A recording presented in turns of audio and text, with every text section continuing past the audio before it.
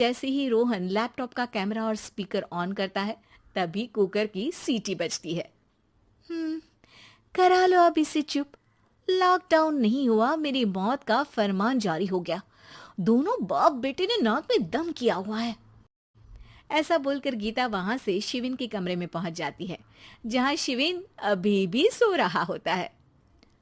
ओ आलसी, अब अगर 5 मिनट में नहीं उठाना तो आज तेरा गेम और यूट्यूब कैंसिल। माँ की बात सुनकर शिविन बिना 1 मिनट गंवाए उठ खड़ा होता है। उठ गया, अभी नागर भी आता हूँ।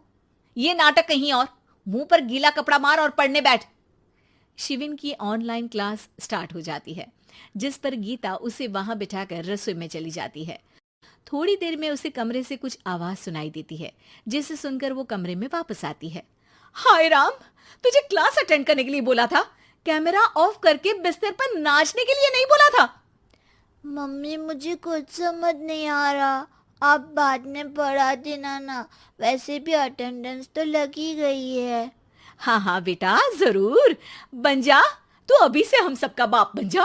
अरे नहीं मतलब, कहाँ से लाते हो इतना दिमाग, और पढ़ाई करते हुए ये चला कहाँ जाता है। नाइस क्वेश्चन, दिमाग से पूछकर बता दूंगा। शिविन की बातों से परेशान होकर गीता उसे मारने के लिए जैसे ही आगे बढ़ती है, तभी वो कमरे से बाहर भाग जाता है। अब शिविन आगे आगे और गीता हाथ में चप्पल पकड़े उसके पीछे पीछे पूरे घर में दोनों घूम रहे होते हैं। इसी बीच वो रोहन के पास पहुंच जाता है और शिविन को मारने वाली चप्पल रोहन के लैपटॉप पर जाकर गिरती है। ओए माँ! मम्मी, अब पापा को चप्पल मार रही हो? वो आज तक के रिपोर्टर, चुपचाप जाकर क्लास अटेंड कर ले, नहीं तो अगली तेरे पीछे लगेगी। इस पर शिविन वहां से चला जाता है, जिसके बाद रोहन गीता से कहता है, इस सर्कस के लिए कुछ बोलना चाहोगी?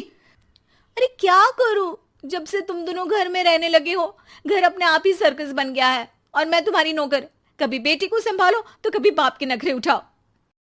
इन्हीं सब उथल पुथल में दिन बीतते रहते हैं, जिसमें हर रोज घर के अंदर कुछ नया सियप्पा खड़ा मिलता है, जो ज्यादातर शिविन और रोहन की ऑनलाइन स्कूल और ऑफिस से रिलेटेड ही होता है। एक सुबह, शिविन चल उठ, आज की क्लास जल्दी है। कैमरा ऑफ करके आप अटेंड कर लो। अरे ऐसे छित्तर पड़ेंगे, दादी नानी सब एक साथ याद आ जाएंगी।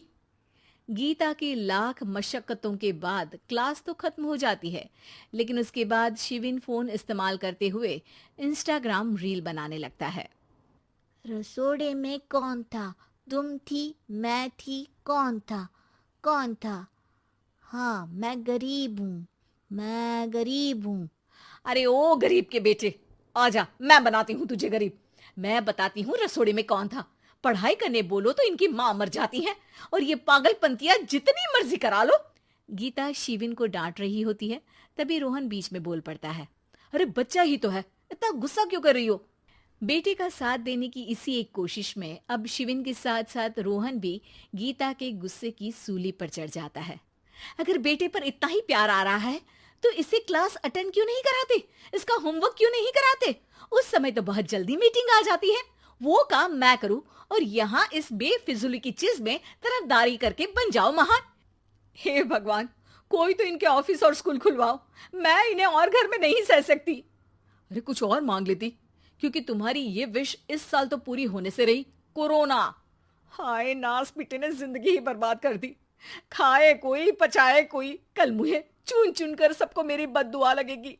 उन्होंने दुनिया का और इन बाप बेटे दोनों ने मेरा जीना मुश्किल कर दिया। गीता वहां से चली जाती है, जिसके बाद रोहन शिविन से कहता है, अरे तुम्हारी मम्मी इतनी भड़की हुई क्यों है? आपकी वजह से पूरा समय घर में रहते हो और उस पर कोई काम कराने की जगह बस ऑर्डर देते रहते हो। अच्छा बेटे, सारा इल्जाम मुझ पर, पूरा दिन तो वो तुम पर ही चिल्लाती है। हाँ, मतलब दोनों का 50-50 है, कुछ करना पड़ेगा। वो कहते ना, make the best out of worst. I have an idea. वैसे तुम्हारी माँ सही कहती है, बहुत जुबान चलाने लगे हो, कम बोला करो। अगली सुबह रोहन और शिविन अपनी गलती को सुधारने के लिए गीता के उठने से पहले घर का आधा काम खत्म कर देते हैं, जिसे देखकर गीता खुश हो जाती है और फिर बाकी बचा काम वो तीनों मिलकर पूरा कर लेते हैं, जिसके